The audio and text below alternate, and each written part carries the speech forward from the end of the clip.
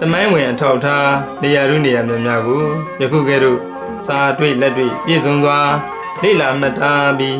သင်ခန်းစာယူတန်ဝေကပွားများနိုင်ကြပါစေတာရဏပြုမျိုးချစ်စိတ်ပြည့်ရှိသောမျိုးဆက်တွေများပေါ်ထွန်းလာပြီးမြို့ဘာသာတာရဏတော်အတွက်ဆက်လက်ကြိုးစားထိန်ထိန်စောင့်ရှောက်နိုင်ကြပါစေခြင်းကြိုးငါထင်ရှားပေါ်လွင်တမိုင်းတင်လျက်ရှိနေပါတော့ရွှေပင်းမြို့ဟောင်းတမိုင်းကျောင်းတို့ကိုထက်လောင်းတည်သေးခြင်းလာတော့ဆန္ဒမွန်ဖြင့်ယခုလိုဓမ္မဒါနပြုလိုက်ရပါတယ်ဓမ္မမိတ်ဆွေပေါင်းသူတော်ကောင်းတို့အတွက်ဧတံဂရဘုဒ္ဓတရရှိစေရန်ဟောင်းတပည့်ညီနောင်ရဲ့ထူးခြားမှုများကိုပြောပြပါဦးမယ်ဟောင်းတပည့်ညီနောင်ရဲ့တင့်မြင့်များသည်နှစ်ပေါင်းများစွာကြာမြင့်လာတဲ့အတွက်အမြင့်များထွက်ရှိပုံကလက်ချောင်းရင်းအလိုက်ထွက်ရှိမလာတော့ပဲကြောက်သားကြောက်ပြင်တစ်ပေအောင်တပြေပင်ရဲ့ပတ်ချားလေးမှာကြောက်ဖြာကြီးခင်းထားတဲ့ကဲ့သို့ဖြစ်ပေါ်နေပါတယ်တတော်တစ်ပင်တို့ရဲ့စွမ်းရင်အနန္တဂံမီရတဘောအရာပြောပြကြသူတွေကတော့တဘာဝအလျောက်အလင်ပေါက်နေတဲ့အတွက်အလင်ပေါက်ရင်တိတ်ထိမြောက်တယ်ရှားစယုကရှားစယုရရှိစေတဲ့တဘာဝတင့်ကြပလင်ဖြစ်တဲ့အတွက်တပြေပင်ရဲ့တပြေပလင်ပေါ်မှာတဲပြီးမိမိကောင်းမှုကြောင်းပြုလျက်တောင်းဆိုပန်းစင်အဋိဌံဝင်မယ်ဆိုရင်အဋိဌံပြည့်ဆုတောင်းပြည့်ကြောင်းပြောပြနေလိရှိကြပါတယ်ရှိရှိကဘုရားအလောင်းသူတော်ကောင်းလူငယ်ကောင်းတွေနေခမပါရမီဖြည့်ကြတောထွက်ကြပြီးတိတပင်ဝါရပင်ရဲ့မှာတရားဘာဝနာလို့အားထုတ်ကြတယ်ဆိုတာတော်ကြီးကနိုင်မဟာမြိုင်တွေကတကြီးဝါကြီးတို့ရဲ့ယခုလိုပြန်ပြင်းညီညာတဲ့ပြည့်မြစ်ပလင်းတွေပေါ်မှာလျောင်းထိုင်ရက်သွားဣရိယာပု၄ပါးဖြင့်ဒီတပည့်ညိုတော်အတွင်းတပည့်ညီနောင်အောက်မှာဘောဓံရှင်တကြီးတရင်လုံးတွေလိုပဲတရားဘာဝနာများပွားများအထုတ်နေလိမ့်ရှိကြမှာပဲလို့မြင်အောင်မှန်းစကြည်ညိုနေမိရပါတော့တယ်ဩဇာတက္ကရာ1958ခုနှစ်မှာ1958ခုနှစ်စီတို့ကူပြောင်းကာနီးတကြံတွင်ကာလနောက်တစ်ခုလာပြီးကျော်17ရက်နေ့73ရက်4လ1996ခုစနေနေ့ည10နာရီချိန်ဘိုးဦးလေဦးတိုက်ခတ်စင်မှာအောင်နဗီညီနောင်ရဲ့တောင်ဘက်တပြေးပင်ဒီပုံမှန်မြင်တွေ့ရတဲ့အတိုင်းပင်စီလုံးဘက်ခါမှပြက်လျက်ကျိုးကြမြေခါခဲ့ရပါတယ်။တခိုင်းတလေမှမကြအောင်ကျိုးကြခဲ့ရုံများမကထိုတပြေးပင်အခေါင်းတွင်းမှာလေလွင့်မီးဝါဝင်ရောက်သွားတဲ့အတွက်မီးဆွဲလောင်မှုဖြစ်ခဲ့ရပါတယ်။ဒါကြောင့်တပြေးပင်ခေါင်းတွင်းမှာ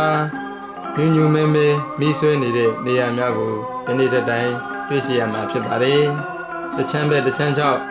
တပြေးပင်အဖြစ်နဲ့ဘရုံကောင်းလေးများအိမ်ဖွဲ့နေထိုင်ဒီကိုလည်းတွေ့ကြရမှာဖြစ်ပါတယ်။တပြေးငုတ်တို့ဘဝမှာအခက်အလက်များပြန်လေဝေစားလာတဲ့အောင်တပြေးညောင်ကိုလည်းယခုကဲ့သို့ပြန်လေတွေ့မြင်ရမှာဖြစ်ပါတယ်။ယခုချိန်မှာတွေ့မြင်ရတဲ့အောင်တပြေးညောင်ကိုသိရှိလူလူများအတွက်တိုင်းတာမှတ်သားကြည့်တဲ့အခါမှာအောင်တပြေးညီနောင်တပင်နဲ့တပင်ရဲ့အကွာအဝေးကိုအတွင်းခွင်ကတိုင်းတာကြည့်ရမှာ16ပေရှိပါတယ်။အောင်တပြေးညီနောင်ရဲ့တင့်မြစ်ပလင်တောင်ဘက်ဆက်မှဒီမြောက်ဘက်ဆုံးဆန်းအထိစုစုပေါင်းအရှည်ကတော့49ပေရှည်လျားပါတယ်။အောင်တပြေးပင်အခြေမှတင့်မြစ်ပြင်အစုံအထိ9ပေ9လက်မအရှိကျေပြန့်စွာတည်ရှိပါတယ်။အောင်တပြေပင်အောက်ခြေလုံးဘက်ကိုတိုင်းတာကြည့်ရမှာ38ပေတိတိရှိနေပါတယ်။တေတောဌာနတိုင်းတာမှုစနစ်အရတစ်ပင်တစ်ပင်ရဲ့ပင်စီလုံးဘက်ကိုရှင်စုနေရာကမှတိုင်းတာကြည့်ရမယ်ဆိုတဲ့အတိုင်းအောင်တပြေညီနောင်ရဲ့လုံးဘက်ကိုတိုင်းတာကြည့်ရမှာ25ပေ9လက်မရှိကြောင်းတွေ့ရှိရပြန်ပါတယ်။တပြေးညီနောင်ရဲ့အမြင့်ကိုတော့ပုံမှန်မြင်တွေ့ရတဲ့အတိုင်းအပင်မော်တက်ဖို့မလွယ်တာနဲ့မော့ကြည့်ုံနာကြည့်နေမိရပါတော့တယ်။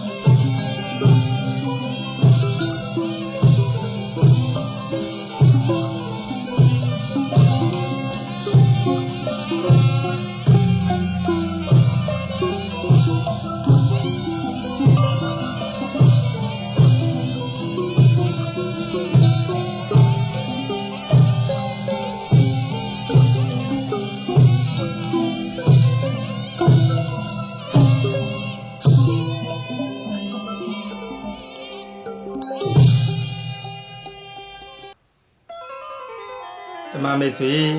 တာရဏရင်းကာလယခုလူနဝမခေကောင်းအခါကောင်းမှာ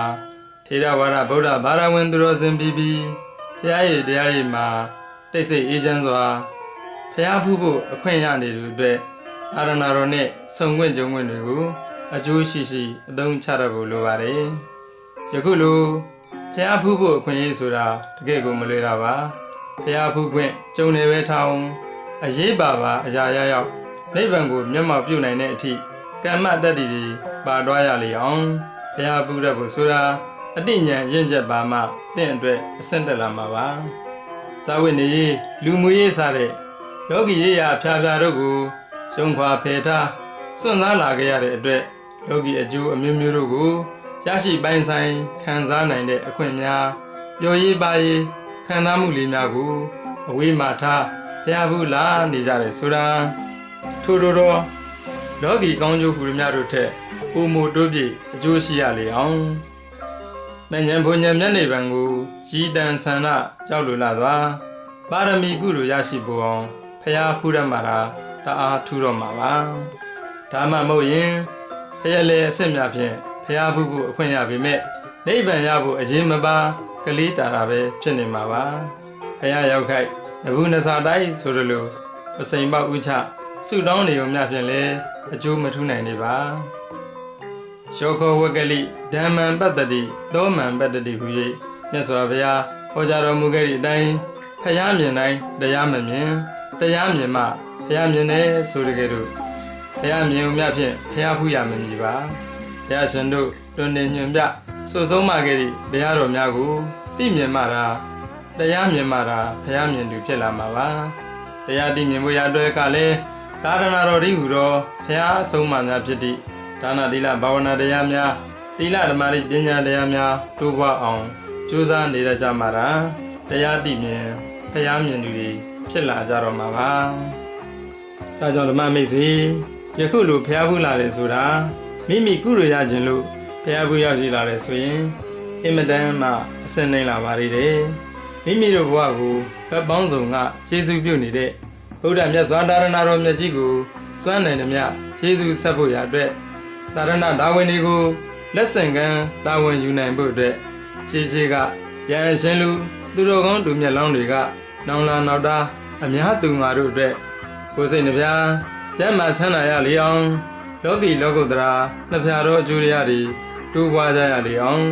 ဘဝမောတွေဒုက္ခတွေပူလောင်မွန်းကျက်မှုတွေစိုးရိမ်ဒုက္ခဟူသည်များတွေကခေတ္တခဏမြရုံထွက်နိုင်အောင်သူမြင်ုံမင်းစိတ်ကြည်လင်လျက်ပျော်ရွှင်ကြည်နူးကုသိုလ်ထူးတွားရလေအောင်ကျောင်းငံဖရာဇေဒီပထိုးရုပ်ပွားတော်အမျိုးမျိုးတို့ကိုဗိဒ္ဓတာရဏအရှိန်များအဖြစ်ဖန်တီးလျက်ဒီနေ့ယခုချိန်ဒီတိုင်အောင်ဗုဒ္ဓအမွေတွေဘယ်လိုပေးထားခဲ့တယ်ဓမ္မအမွေတွေဘယ်လိုမျိုးသေးချခဲ့တယ်ဆိုတာဤပေးလမ်းပြသင်္ကန်းသာပေးနေသည်မြကြည်တတ်မြင်တတ်သင်္ကန်းသာယူတတ်ရင်တော့အဖို့မပြတ်နိုင်တော့ဗိဒ္ဓတာရဏအရှိန်များကအေးစွမ်းလိုက်သည့် လူဒရာတော်ရတနာတိုင်မြတ်တပွဲလောကီနေမြရမကလောကုတ္တရာနေပေအထိကောင်းကျိုးပြေဝစေနိုင်တော်ဒါနဒိလဘာဝနာတရားတိလဓမ္မရိပညာများစတဲ့အစ္ဆဒဒါရဏအရေးမှာပါရွှေတိတ်ခုနာကျင့်ဉာဏ်ပွားများအားထုတ်သွားနိုင်ပါလိမ့်မယ်ဓမ္မမိတ်ဆွေပေါင်းသူတော်ကောင်းတို့လည်းဘုရားမြင်တိုင်းတရားမမြင်တရားမြင်မှဘုရားမြင်တယ်ဆိုတကယ်လို့မြတ်ဗုဒ္ဓလူကြတရားသိမြင်ပညာဉာဏ်ရှင်သည့်ဘုရားဖူးနည်းမျိုးများဖြင့်ဘုရားဖူးရင်တရားရရအောင်ဘုရားဖူးတတ်ကြပါစေစေတီပထိုးရုပ်ပွားတော်အမျိုးမျိုးစတဲ့ဗဟိတသာရဏအရေးကိုခိုလုံလျက်ဘဝမောဟူ၍ထွက်ပေါက်တွင်နေခြင်းမှသည်ဒါနဒိလဘာဝနာတရားတိလဓမ္မရိပညာများမဉ္ဇဉ်ဘုံဉဏ်များရရှိလျက်တဏှာတစ်ဖက်ကနိဗ္ဗာန်စကားအထိရရှိပြုံမွေ့ထွက်ပေါက်တွေ့စေမည်အစ္ဆဒဒါရဏအေမှာပါခိုလုံကြည်နူးဘုရားဖူးနိုင်ကြပါစေကြောင်းဆုတောင်းမေတ္တာများပို့တလိုက်ရပါတယ်ဘုရားဖူးရင်တရားထူးရကြပါစေ